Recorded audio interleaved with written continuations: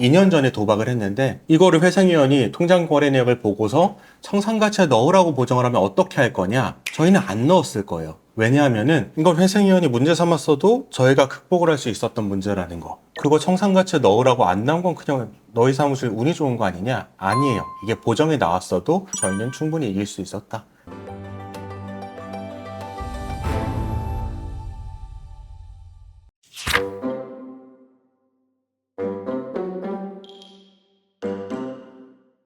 또 아주 네. 의미 있는 성공 사례가 네. 최근에 저희 성공 사례를 올려놓은 걸 보고서 사업 선택자분들이 자기 최근 1년 소득이 많은데 2, 3년 전 소득으로 어떻게 해줄 수 없느냐, 영상 봤다, 이런 문의가 많이 온다고 해요. 문의하시면 저희가 가능한 경우에는 당연히 그렇게 도와드리고, 오늘도 좀 중요한 쟁점이에요. 도박도 있고 주식도 있고 배우자 재산도 있는 분이에요. 그리고 최근 취업도 있고. 기존의 양식대로 한번 설명을 드릴게요. 이분은 조금 비교적 고령이세요. 60대신데 정년퇴직까지 하신 거예요. 자녀도 다 성장하고 했는데 한 자녀는 질환이 있어서, 장애가 있어서 보살피는데 부모의 도움이 필요한 상황이에요.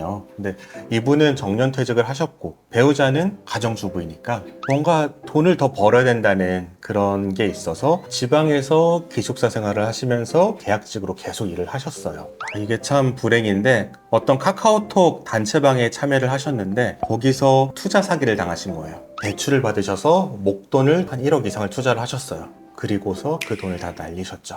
이런 상황에서 노후도 준비도 안 됐고 더 돈을 벌려고 기존에 있던 돈에 대출까지 받아서 투자를 한 건데 돈이 날아가니까 정말 망연자실이잖아요. 이런 상황에서 개인회생이라는 방법을 알게 되시고 저에게 상담을 오셨어요. 우선은 투자 사기긴 하지만 주식이 있었기 때문에, 그리고 도박이 있었기 때문에 반드시 서울회생법원에서 진행을 했어야 됐어요. 거기에 더 나아가서 배우자에게 7년 전에 집을 사줬어요. 그 배우자 재산에 대해서도 청산가치로 잡히게 되면 이분의 소득으로는 도저히 개인회생을 끝낼 수가 없는 분이었어요. 그래서 더더욱 서울로 오셔야 하는 분이었어요. 이분은 기존 직장에 한 3개월 정도 계약 기간이 남아 있었는데 저희가 굳이 그 돈보다는 좀 빨리 진행하시는 게 좋을 것 같다 하면서, 이분의 원래 집은 서울이었거든요. 서울로 오시라고 하시고 서울에서 새로운 직장을 구하셔서 개인회생을 들어가셨어요. 첫 번째로 있었던 쟁점은 개인회생 신청 2년 전에 도박을 하셨어요. 7천만 원 정도 하셨어요. 근데 이게 청산가치에 들어가게 되면은 이분의 최근 소득은 200만 원 정도이기 때문에 36개월을 해도 간신히 청산가치를 넘기는 그 단계밖에 안 되는 거예요. 200만 원을 다 갚아도. 그러니까 불가능한 변제 계획안이 되죠.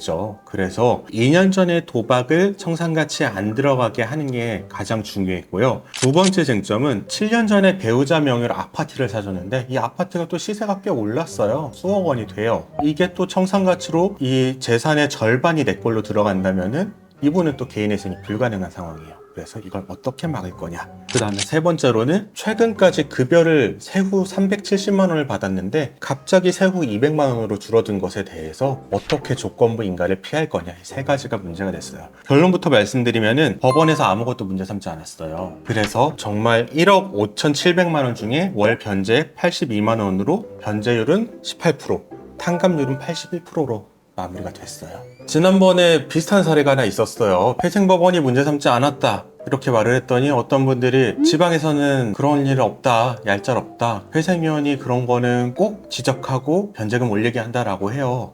그래서 지난번 영상에서는 말씀 안 드린 저희의 대처 방안을 말씀을 드리려고 해요. 이건 회생위원이 문제 삼았어도 저희가 극복을 할 수 있었던 문제라는 거. 첫 번째로 2년 전에 도박을 했는데 이거를 회생위원이 통장 거래 내역을 보고서 청산가치에 넣으라고 보정을 하면 어떻게 할 거냐? 저희는 안 넣었을 거예요. 왜냐하면은 도박으로 사용한 금액을 청산가치에 넣으라는 거는 법적 근거가 전혀 없습니다. 낭비했다고 해서 이걸 변제해야 된다 이런 법적 근거가 없어요. 우리가 이거를 받아들이는 거는 단지 회생 과정에서 있는 다른 성실하지 않은 신청 같은 기각 사유에 대해서 이 법원이 도박을 문제 삼아서 소명을 안 한 것을 문제 삼아 기각을 할까봐 높아심에 청산가치에 넣어주는 거지. 넣어주는 겁니다. 넣을 의무는 없어요. 이분은 도박에 대한 금액 7, 8천만 원을 청산가치에 넣으라고 했을 때 안 넣어도 기각될 사유가 전혀 없었어요. 그래서 이 부분은 보정이 나와도 우리는 무시할 상황이었고요. 그 다음으로 7년 전에 배우자 명의로 집을 사줬는데 그거 청산가치에 넣으라고 안 나온 건 그냥 너희 사무실 운이 좋은 거 아니냐? 아니에요. 이게 보정이 나왔어도 첫 번째로는 부부별산제 원칙에 따라서 이거는 배우자 거예요. 너 기여도 100%잖아? 아니에요. 이거 배우자한테 내가 사준 거예요. 배우자한테 사줬으면 그건 배우자 거거든요. 그럼 다 사준 거라고 얘기를 하면 되겠네요.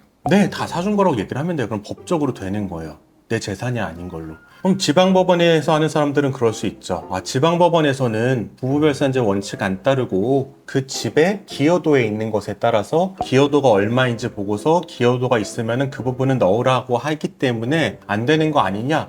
그것도 끝까지 다투면 돼요. 처음 회생위원 1심 단계에서는 문제가 될 수 있지만 항고하면은 이건 법적으로 이길 수밖에 없습니다. 우리가 안 할 뿐이에요. 다투지 않는 이유는 법원의 판단이 두려워서가 아니라 채무자에게 이익될 게 없기 때문이에요. 이 사건이 개시 결정이 안 나고 기각되고 항고가고 대법원까지 가서 결국은 인용이 100% 될 텐데 그렇게까지 해서 배우자 재산을 산입 안 하면은 이 채무자는 피해를 보게 되거든요. 채무자는 그냥 빨리 진행하는 게 좋으니까요.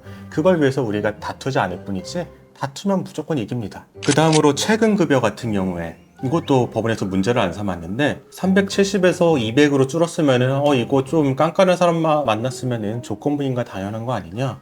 그럴 수도 있어요. 그런데 이분의 나이를 고려하면은 사실 직장에서 정년퇴임하신 분이 370을 받다가 200을 받았다고 하는 거 너무나 당연한 거거든요. 전혀 다른 업종으로 가서 일을 하니까요. 이 부분도 법원에서 보정이 나왔어도 저희는 충분히 이길 수 있었다.